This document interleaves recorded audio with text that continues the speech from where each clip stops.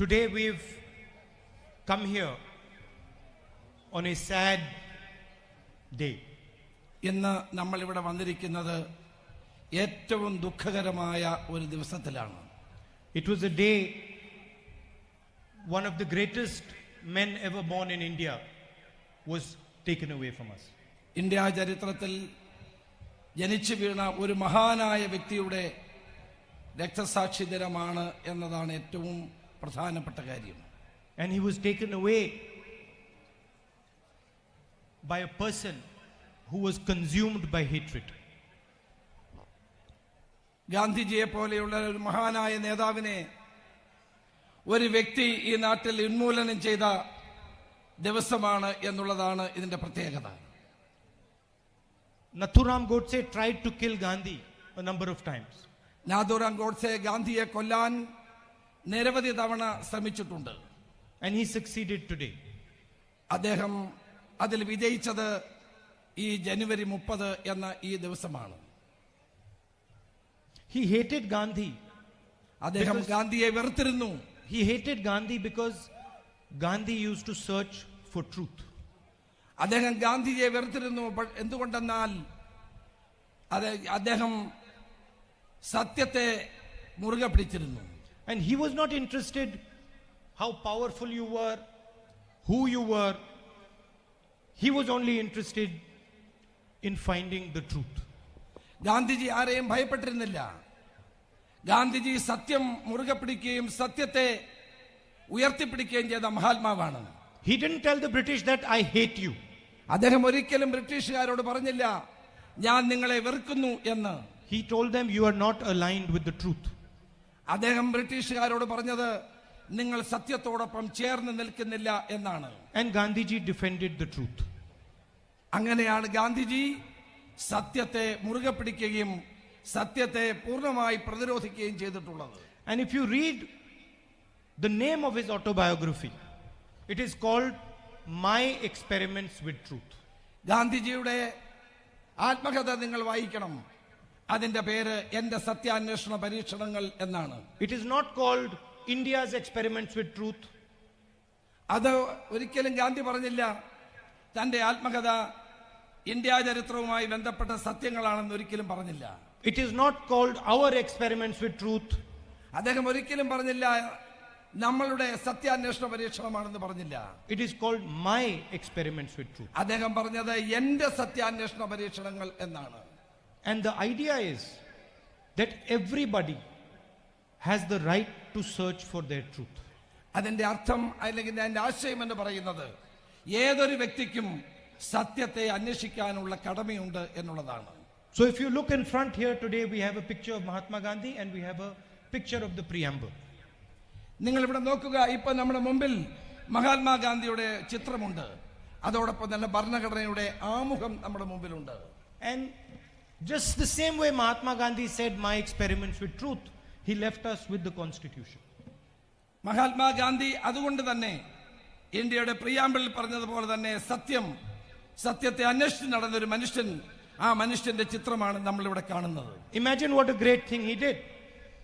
He said, I am going to search for truth and I am going to allow 1.3 billion people to search for the truth. അദ്ദേഹം പറഞ്ഞത് ഞാൻ സത്യത്തെ അന്വേഷിക്കുകയാണ്. 1.3 million ആളുകളോട് പറഞ്ഞു നിങ്ങൾ സത്യത്തെ അന്വേഷിക്കണം, സത്യത്തെ കണ്ടെത്താൻ ശ്രമിക്കണം എന്നാണ് ഗാന്ധിജി പറഞ്ഞത്. I am going to set up a constitution that is not going to discriminate against a single person. അദ്ദേഹം പറഞ്ഞു നമ്മുടെ സ്വതന്ത്ര ഭാരതത്തിനൊരു ഭരണഘടന ഉണ്ടാകും. ആ ഭരണഘടന ഒരു വ്യക്തിയെയും പ്രത്യേകമായി വേർതിരിച്ച് കാണാത്ത എല്ലാവരെയും ഒന്നുപോലെ കാണുന്ന ഒരു ഭരണഘടന ഉണ്ടാക്കും എന്നാണ് ഗാന്ധിജി പറഞ്ഞത്. Because the same way he lived his life searching for his truth, he wanted his country to live its life searching for its truth. അത് ജീവിതകാലം മുഴുവൻ സത്യത്തെ അന്വേഷിച്ച് നടന്നൊരു മഹാനായ വ്യക്തി. അദ്ദേഹം ആഗ്രഹിച്ചത് ഇന്ത്യയിലെ ജനങ്ങളും ആ പാതയിലൂടെ തന്നെ മുന്നോട്ട് പോകണം എന്നുള്ളതായിരുന്നു ഗാന്ധിജി ആഗ്രഹിച്ചത്. He wanted every one of us, including everyone in this crowd, rich, poor, Hindu, Muslim, Sikh, every single person he wanted to allow to search for his own truth. അദ്ദേഹം ആഗ്രഹിച്ചത് ഹിന്ദുക്കളും മുസ്ലിങ്ങളും ക്രിസ്ത്യാനികളും നാനാജാതി മതത്തിൽപ്പെട്ടവരും ഒരുമിച്ച് നിന്നുകൊണ്ട് സത്യത്തെ അന്വേഷിച്ച് കണ്ടെത്താൻ വേണ്ടി ശ്രമിക്കണം എന്നുള്ളതായിരുന്നു. If somebody wanted to believe in Vishnu or Ram or Krishna, he wanted him to allow that belief. Gandhiji ആരെങ്കിലും ക്രിസ്തുവിൽ വിശ്വസിക്കുന്നുണ്ടെങ്കിൽ അവർക്കത് വിശ്വസിക്കാനുള്ള സ്വാതന്ത്ര്യമുണ്ടെന്ന് പറഞ്ഞു. ആരെങ്കിലും വിഷ്ണുവിൽ ശിവനിൽ വിശ്വസിക്കുന്നുണ്ടെങ്കിൽ അള്ളാഹുവിൽ വിശ്വസിക്കുന്നുണ്ടെങ്കിൽ അവർക്കെല്ലാം അതിനുള്ള സ്വാതന്ത്ര്യമുണ്ട് എന്ന് ഗാന്ധിജി പറഞ്ഞു. If somebody wanted to believe in Allah, in Jesus Christ, in Guru Nanak, he wanted to allow him to have that belief. എല്ലാവരും ഏത് മതത്തിൽപ്പെട്ടവരും ആരാധനാക്രമത്തിൽപ്പെട്ടവർക്കും ആ ആരാധനകളെ വിശ്വസിക്കാനുള്ള പൂർണ്ണ സ്വാതന്ത്ര്യം ഗാന്ധിജി വിഭാവനം ചെയ്തിരുന്നു. And this idea worked very well. ഈ ആശയമായിരുന്നു ഗാന്ധിജി ഉയർത്തിപ്പിടിച്ചതും ജനങ്ങളുടെ മുന്നിൽ വെച്ചതും. President Obama said that India is going to challenge the United States. American president ആയിരുന്ന ബാരക് ഒബാമ പറഞ്ഞു, ഭാവിയിൽ ഇന്ത്യ അമേരിക്കയെ വെല്ലുവിളിക്കുന്ന ഒരു രാജ്യമായി വളർന്നു വരും എന്ന്. The reason is because all Indians were allowed to follow their truth.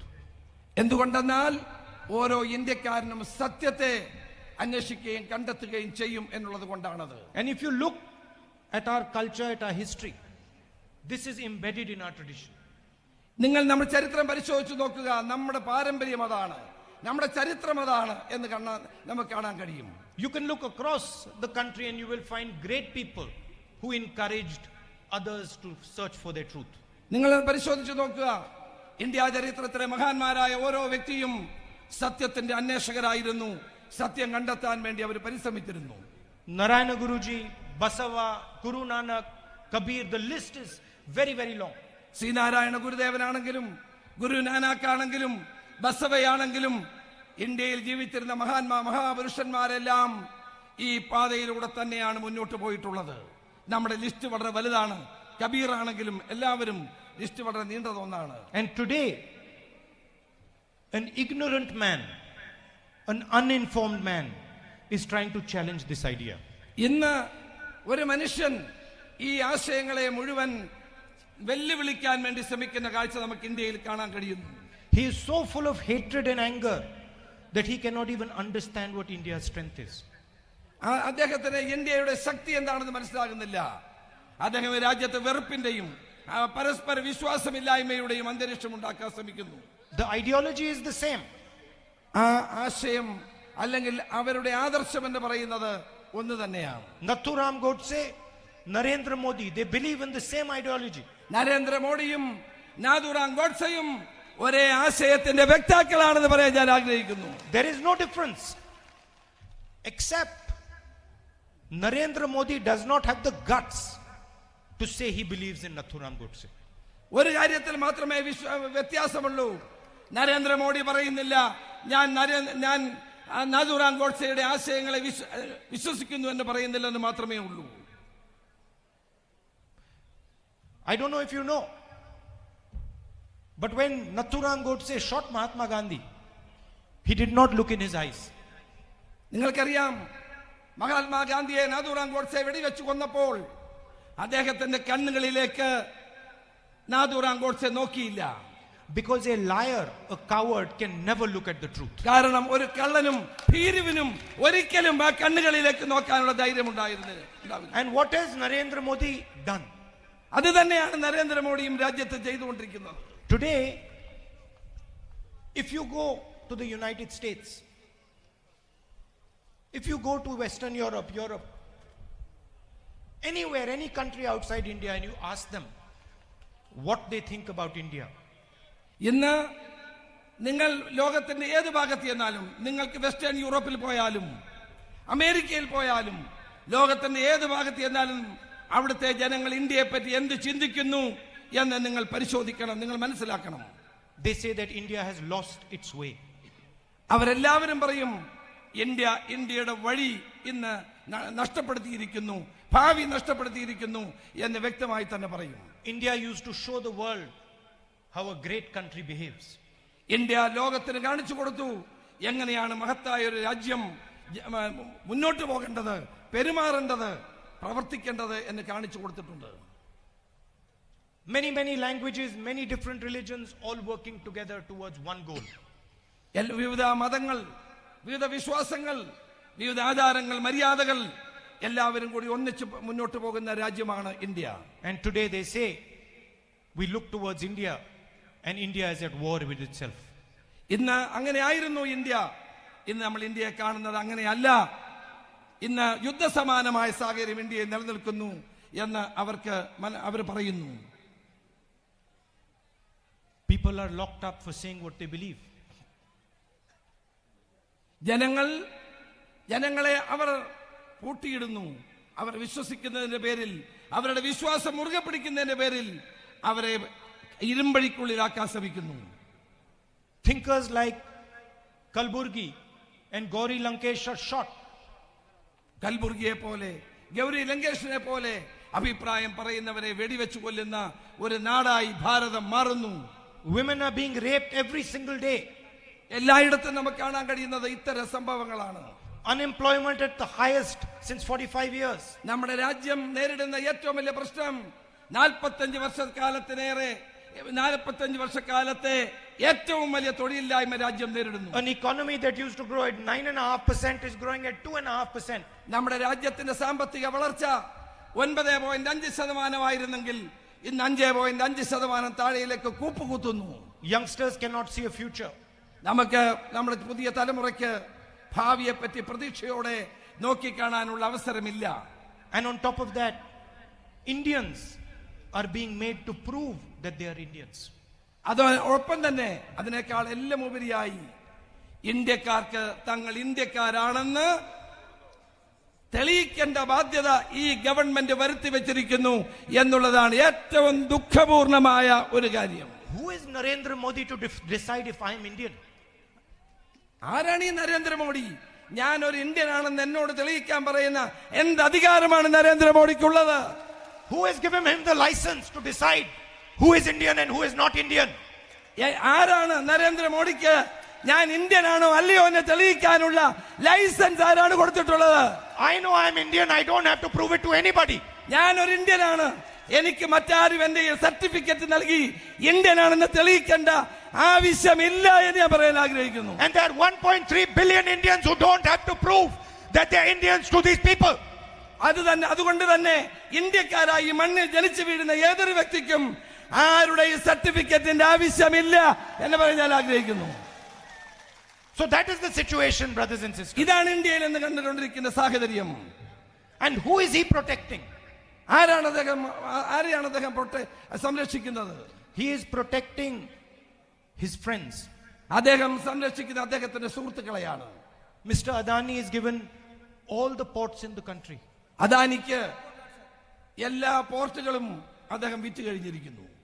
Airports in the country. എല്ലാ എയർപോർട്ടുകളും ഇന്ന് അദാനിക്ക് നൽകി കഴിഞ്ഞിരിക്കുന്നു. Now they are thinking of giving him the railways. ഇനി റെയിൽവേ മുഴുവൻ വിൽക്കാൻ ശ്രമിക്കുന്നു. They are thinking of privatizing the railways. Indian railway പൂർണ്ണമായി സ്വകാര്യവൽക്കരിക്കാൻ ശ്രമിക്കുന്നു. Hindustan Petroleum, Bharat Petroleum, Indian Oil, all these companies. Indian oil, Bharat petroleum തുടങ്ങിയിട്ടുള്ള എല്ലാ Navratna കമ്പനികളെയും സ്വകാര്യവൽക്കരിച്ചുകൊണ്ടിരിക്കുന്നു. So the idea is very simple. Divide India, spread hatred in India, and then steal from India. വളരെ വ്യക്തമാണ്, ആശയം വളരെ വ്യക്തമാണ്. ഇന്ത്യയെ പൂർണ്ണമായും സ്വകാര്യവൽക്കരിച്ചുകൊണ്ട് തന്റെ സംക്ഷിപ്ത താല്പര്യങ്ങൾക്ക് വേണ്ടി ഉപയോഗിക്കാനുള്ള ജനങ്ങളെ ഭിന്നിപ്പിച്ച് ഡിവൈഡ് ചെയ്തുകൊണ്ട് തന്റെ നിക്ഷിപ്ത താല്പര്യങ്ങൾ സംരക്ഷിക്കാൻ വേണ്ടി നടപടികളുമായിട്ട് മുന്നോട്ട് പോവുക. So our duty is to fight their hatred. നമുക്ക് അതുകൊണ്ട് തന്നെ നമ്മുടെ ഡ്യൂട്ടി, നമ്മുടെ ഉത്തരവാദിത്തം ഈ വെറുപ്പിന്റെ രാഷ്ട്രീയത്തെ എതിർത്ത് പരാജയപ്പെടുത്തുക എന്നുള്ളതാണ്. Our duty is to confront them peacefully. നമ്മുടെ ഉത്തരവാദിത്തം അവരോട് സമാധാനപരമായി അവരെ നേരിടുക എന്നുള്ളതാണ്. We don't believe in violence. നമ്മൾ ഒരിക്കലും അക്രമത്തിൽ വിശ്വസിക്കുന്നില്ല. We believe in love and affection. നമ്മൾ വിശ്വസിക്കുന്നത് സ്നേഹത്തിലും സൗഹാർദ്ദത്തിലും സമാധാനപരമായ സഹവർത്തിത്വത്തിലുമാണ്. And we will defeat them with love and affection. നമ്മൾ അവരെ പരാജയപ്പെടുത്തും സ്നേഹത്തിലൂടെ, സമാധാനപരമായ പ്രവർത്തനങ്ങളിലൂടെ. And you can already see the situation in the country. നിങ്ങൾ ഇപ്പോൾ കണ്ടുകൊണ്ടിരിക്കുകയാണ് എന്താണ് ഈ രാജ്യത്ത് നടന്നുകൊണ്ടിരിക്കുന്നത് എന്ന്. All my young friends who are watching this speech on television and who are here, you know what I'm talking about. എന്നെ കേട്ടുകൊണ്ടിരിക്കുന്ന നിങ്ങൾക്കറിയാം, എന്നെ വാച്ച് ടെലിവിഷനിലൂടെ കണ്ടുകൊണ്ടിരിക്കുന്നവർക്കറിയാം ഞാൻ എന്താണ് സംസാരിക്കുന്നത്. You understand better than anybody else that in Narendra Modi's India you have no future. നിങ്ങൾ മനസ്സിലാക്കണം, നരേന്ദ്രമോദിയുടെ ഇന്ത്യയിൽ നമ്മുടെ ചെറുപ്പക്കാർക്ക് യുവാക്കൾക്ക് ഒരു ഭാവിയുമില്ല എന്നുള്ള കാര്യം. You can study as long as you want. You can study as long as you want. നിങ്ങൾക്ക് എത്ര വേണമെങ്കിലും അത് പഠിക്കാൻ കഴിയും, നിങ്ങൾക്ക് മനസ്സിലാക്കാൻ കഴിയും. You can come first in your class. നിങ്ങൾക്ക് പഠിച്ച് ബിരുദങ്ങൾ നേടാൻ കഴിയും. You will not be able to get a job. പക്ഷേ നിങ്ങൾക്ക് ഒരു ജോലിയും ഇന്ത്യയിൽ ലഭിക്കാൻ പോകുന്നില്ല. And remember, when you're searching for the job, നിങ്ങൾ മനസ്സിലാക്കണം, നമ്മൾ ജോലിക്ക് വേണ്ടി അന്വേഷിച്ച് നടന്നാൽ നമുക്ക് എവിടെ കിട്ടുന്നുണ്ട്. remember when you do exam after exam, നിങ്ങൾ എക്സാമിൽ നിന്ന് പരീക്ഷ എഴുതി മുന്നോട്ട് പോകുന്നു. പക്ഷേ ഇന്ത്യയിലെ ചെറുപ്പക്കാർക്ക് ജോലി കിട്ടുന്നത് വിരളമാണ്, ബുദ്ധിമുട്ടാണ്. remember when you feel scared, നമ്മൾ മനസ്സിലാക്കണം, ഇന്ന് ചെറുപ്പക്കാർ ആകെ പരിഭ്രാന്തിയിലാണ്. that you might not be able to look after your parents. നിങ്ങൾക്ക് നിങ്ങളുടെ അച്ഛനമ്മമാരെയും കുടുംബത്തെയും പുലർത്താൻ കഴിയുന്നില്ല എന്നതാണ് പ്രശ്നം. remember when you feel scared that you might not be able to look after your children. നിങ്ങൾ മനസ്സിലാക്കണം, നിങ്ങൾ ഓർക്കണം, നിങ്ങളുടെ കുട്ടികളെ സംരക്ഷിക്കാനോ അവരുടെ വീട് പുലർത്താനോ നിങ്ങൾക്ക് കഴിയുന്നില്ല എന്നുള്ള ദുഃഖകരമായ വസ്തുത. that the reason is the hatred and the anger Mr. Narendra Modi is spreading in this country. ഇതിന്റെ കാരണം നരേന്ദ്രമോദി നമ്മുടെ രാജ്യത്ത് വളർത്തിക്കൊണ്ടുവരുന്ന വിദ്വേഷത്തിന്റെയും വെറുപ്പിന്റെയും രാഷ്ട്രീയമാണ് എന്ന് നിങ്ങൾ മനസ്സിലാക്കണം. realize that your helplessness is a result of his actions. ഇതിന്റെ എല്ലാം കാരണം, പ്രധാനപ്പെട്ട കാരണം നരേന്ദ്രമോദി ഉയർത്തുന്ന വർഗീയതയും അതോടൊപ്പം തന്നെ വെറുപ്പിന്റെയും രാഷ്ട്രീയം കൊണ്ടാണ് എന്ന് നിങ്ങൾ മനസ്സിലാക്കണം. And notice how when we ask Narendra Modi what he has done about unemployment and what he has done about the Indian economy, he suddenly distracts the country. നിങ്ങൾ മനസ്സിലാക്കണം, നരേന്ദ്രമോദി എന്താണ് ഇന്ത്യൻ സാമ്പത്തിക രംഗത്ത് ചെയ്തുകൊണ്ടിരിക്കുന്നത്. തൊഴിലില്ലായ്മ നേരിടാൻ എന്ത് നടപടികൾ സ്വീകരിച്ചു? ഒന്നും സ്വീകരിച്ചിട്ടില്ല എന്നുള്ളതാണ് വസ്തുത. No matter how much Narendra Modi talks about Pakistan, it is not going to get jobs for our youngsters. അദ്ദേഹം എന്ത് പറഞ്ഞാലും പാകിസ്ഥാൻ എന്ന് പറയുന്നു. അതുകൊണ്ട് നമ്മുടെ രാജ്യത്തെ ജനങ്ങൾക്ക് തൊഴിലില്ലായ്മ ലഭിക്കില്ല, തൊഴിൽ ലഭിക്കില്ല. നമ്മുടെ രാജ്യത്തിന്റെ സാമ്പത്തിക രംഗത്തെ രക്ഷപ്പെടുത്താൻ കഴിയില്ല. NRC, CAA are not going to get job for our youngsters. NRCയും CAAയും ഒരാൾക്കും ജോലി ലഭിക്കാൻ ഉതകുന്ന പ്രവർത്തനങ്ങളല്ല എന്ന് പറയാൻ ഞാൻ ആഗ്രഹിക്കുകയാണ്. The situation in Kashmir is not going to get jobs for our youngsters. കാശ്മീരിലെ പ്രശ്നങ്ങൾ നിങ്ങൾക്ക് ആർക്കും ജോലിയോ നിങ്ങളുടെ ജീവിതം ഭദ്രമാക്കാനോ സഹായിക്കില്ല എന്ന് പറയാൻ ഞാൻ ആഗ്രഹിക്കുന്നു. Burning Assam is not going to get job for our youngsters. ആസാമിലെ സാഹചര്യങ്ങൾ ഒരിക്കലും നിങ്ങൾക്ക് അവിടെ വെന്തരിയുന്ന തീപിടിച്ചിരിക്കുന്ന ആസാമിലെ സാഹചര്യങ്ങൾ നിങ്ങൾക്ക് ജോലി നൽകില്ല. So we have to get together and we have to work to get jobs for our youngsters. നമ്മൾ അതുകൊണ്ട് ഒരുമിച്ച് പ്രവർത്തിക്കണം, കൂട്ടായി മുന്നോട്ട് പോകണം. നമ്മുടെ ചെറുപ്പക്കാർക്ക് ജോലി കിട്ടുന്ന, നമ്മുടെ നാടിന്റെ സാമ്പത്തിക സ്ഥിതിയെ മെച്ചപ്പെടുത്തുന്ന പരിപാടികളെ പറ്റി നമുക്ക് ആലോചിക്കണം. I would like to tell you a little bit about the international space. എനിക്ക് ഈ സന്ദർഭത്തിൽ അന്തർദേശീയ രംഗത്ത് നടക്കുന്ന ചില കാര്യങ്ങളെ പറ്റി കൂടി പറയാനുണ്ട്. Today China dominates manufacturing across the planet. China dominates manufacturing. ഇന്ന് നമുക്ക് കാണാൻ കഴിയുന്നത് ചൈന എന്ന രാജ്യം ഉൽപാദന രംഗത്ത് വളരെയേറെ മുന്നോട്ട് പോയിരിക്കുന്നു. The whole world wants to balance China. ഇന്ന് ലോകം മുഴുവൻ ചൈനയെ ബാലൻസ് ചെയ്യാൻ വേണ്ടി, ചൈനയോടൊപ്പം നിൽക്കാൻ വേണ്ടി ശ്രമിക്കുകയാണ്. Every single country, the United States, Europe, Singapore, Japan, Australia wants India to compete with China. ഇന്ന് നമുക്കാണ് ലോകത്തെ മറ്റ് രാജ്യങ്ങൾ, ഓസ്ട്രേലിയ ആണെങ്കിലും ഉൾപ്പെടെയുള്ള മറ്റു എല്ലാ രാജ്യങ്ങളും ചൈനയുമായി മത്സരിക്കാൻ ഇന്ത്യ മുന്നിൽ നിൽക്കണമെന്ന് ആവശ്യപ്പെടുകയാണ്. They are ready to support us, work with us, send their companies here, invest money. അവർ നമ്മുടെ രാജ്യത്തേക്ക് കമ്പനികളെ അയക്കുന്നു, പണം ഇവിടെ നിക്ഷേപിക്കുന്നു. ചൈനയുമായി മത്സരിക്കാൻ ഇന്ത്യയെ തയ്യാറെടുപ്പിക്കുന്ന ഏറ്റവും സുപ്രധാനമായ പ്രവർത്തനങ്ങളിൽ ഏർപ്പെടുന്നു. But whenever they talk about investment, they ask one question: what has happened to the old India? എന്ന് ഇവിടെ മൂലധനം നിക്ഷേപിക്കാൻ വേണ്ടി വരുന്ന ആളുകൾ, തയ്യാറായിട്ടുള്ള ആളുകൾ ഒരു ചോദ്യം ചോദിക്കുന്നു: എന്ത് പറ്റി ഇന്ത്യക്ക് എന്ന ചോദ്യം ഉയർത്തുന്നു. What has happened to the peaceful, loving India? എന്തു പറ്റി സ്നേഹസമ്പന്നമായ, എല്ലാവരെയും സ്നേഹിക്കുന്ന, ലോകം മുഴുവനെ ആരാധിക്കുന്ന ഒരു രാജ്യമായിരുന്നു ഇന്ത്യ. ആ ഇന്ത്യക്ക് എന്ത് പറ്റി? Because we cannot invest in this new India. ഇന്ന് ഈ പുതിയ ഇന്ത്യയിൽ ഞങ്ങൾക്ക് നിക്ഷേപം നടത്താൻ സാധ്യമല്ല എന്ന് അവർ പറയുന്നു. Because we don't believe that an atmosphere of hatred can create economic growth. അവർ മനസ്സിലാക്കുന്നു ഇന്ത്യയിൽ ഇന്ന് വളർത്തിക്കൊണ്ടുവരുന്ന വെറുപ്പിന്റെ രാഷ്ട്രീയം, വെറുപ്പിന്റെ അന്തരീക്ഷം നിക്ഷേപത്തിന് ഗുണകരമല്ല എന്ന് അവർക്ക് മനസ്സിലാക്കുന്നു. So it's quite a strange moment. ഇത് വല്ലാത്ത ഒരു അവസ്ഥയാണ്. For the first time, the whole energy of the world is behind India. ഇന്ന് നമ്മൾ കാണണം, ലോകത്തിലെ മുഴുവൻ വൻ ശക്തികളും ഇന്ത്യക്ക് പിന്നിൽ അണിനിരക്കാൻ തയ്യാറാണ്. Everybody is saying we need to help build India. എല്ലാവരും പറയുന്നു ഞങ്ങൾ ഇന്ത്യയെ വളർത്തിക്കൊണ്ടുവരാൻ, ഇന്ത്യയെ രൂപപ്പെടുത്താൻ തയ്യാറാണ് എന്ന് പറയുന്നു. All youngsters in India are saying we want to build India. എല്ലാ ചെറുപ്പക്കാരും, ഇന്ത്യയിലുള്ള ചെറുപ്പക്കാർ മുഴുവൻ പറയുന്നു ഞങ്ങൾക്ക് ഇന്ത്യയെ വളർത്തിക്കൊണ്ടുവരാൻ അല്ലെങ്കിൽ ഇന്ത്യയെ സൃഷ്ടിക്കാൻ ഞങ്ങൾക്ക് താല്പര്യമുണ്ട്. The largest and best companies in the world want to build India. ലോകത്തിലെ വൻകിട കമ്പനികളൊക്കെ ഇന്ത്യയിൽ നിക്ഷേപം നടത്തി ഇന്ത്യയെ ശക്തമാക്കാൻ ആഗ്രഹിക്കുന്നു. And you have an ignorant man as prime minister who doesn't understand any of this. പക്ഷേ നമുക്കൊരു പ്രധാനമന്ത്രിയുണ്ട്, ഈ കാര്യങ്ങളൊന്നും മനസ്സിലാകാത്ത ഒരു പ്രധാനമന്ത്രി നരേന്ദ്രമോദിയാണ് ഈ നാടിന്റെ പ്രശ്നം. Because like Nathuram Godse, he is also filled with hatred. എന്റെ കാരണം നാഥുറാം ഗോഡ്സെയെ പോലെ തന്നെ വെറുപ്പിന്റെ രാഷ്ട്രീയം ഉയർത്തിപ്പിടിക്കുന്ന ആളാണ് Narendra Modi. See, Nathuram Godse shot Mahatma Gandhi because he didn't believe in himself.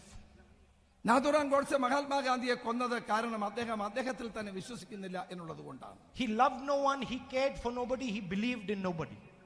Nathuram Godse ആരെയും വിശ്വസിച്ചിരുന്നില്ല, സ്വയം വിശ്വസിച്ചിരുന്നില്ല, മറ്റാരെയും വിശ്വാസത്തിലെടുക്കാൻ തയ്യാറായിരുന്നില്ല. And that is the same with our prime minister. അത് തന്നെയാണ് നമ്മുടെ രാജ്യത്തിന്റെ പ്രധാനമന്ത്രിയുടെ സ്ഥിതിയും. He only loves himself.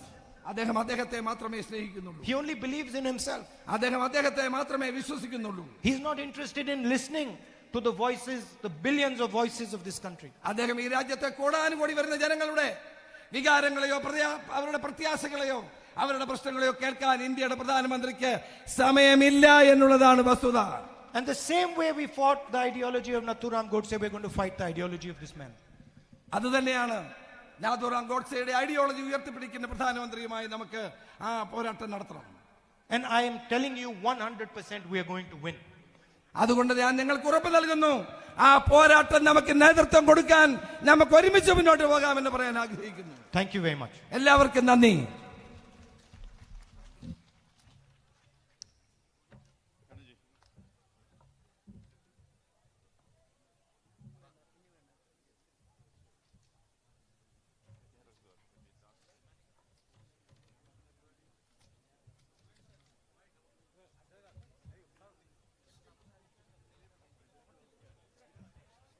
അടുത്തായി സംസാരിക്കുന്നതിന് പ്രിയപ്പെട്ട സാദിഖ് അലി തങ്ങളെ ക്ഷണിച്ചോളും.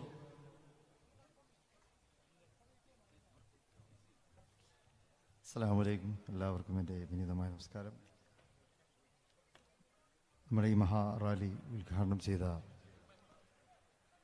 ആദരണീയനായ നമ്മുടെ എം.പിയും മതേതര പോരാട്ടത്തിൻ്റെ മുന്നണിയിൽ നമുക്ക് നേതൃത്വം നൽകുന്ന ഉജ്ജ്വല വ്യക്തിത്വവുമായ ശ്രീ രാഹുൽ ഗാന്ധി അവർകളെ, ആദരണീയനായ KPCC പ്രസിഡന്റ് പ്രിയപ്പെട്ട മുല്ലപ്പള്ളി രാമചന്ദ്രൻ സാർ, ആദരണീയനായ പ്രതിപക്ഷ നേതാവ് ശ്രീ രമേശ് ചെന്നിത്തല അവർ, പ്രിയപ്പെട്ട വേണുഗോപാൽ, വേദിയിലെ മറ്റ് MLA-മാർ, ജനപ്രതിനിധികൾ, ഐക്യ ജനാധിപത്യ മുന്നണിയുടെ നേതാക്കൾ, സാമൂഹ്യ രാഷ്ട്രീയ മേഖലയിലെ നേതാക്കളെ, പ്രിയപ്പെട്ട സഹോദരന്മാരെ, സുഹൃത്തുക്കൾ, കൂടുതലായി സംസാരിക്കുന്നില്ല.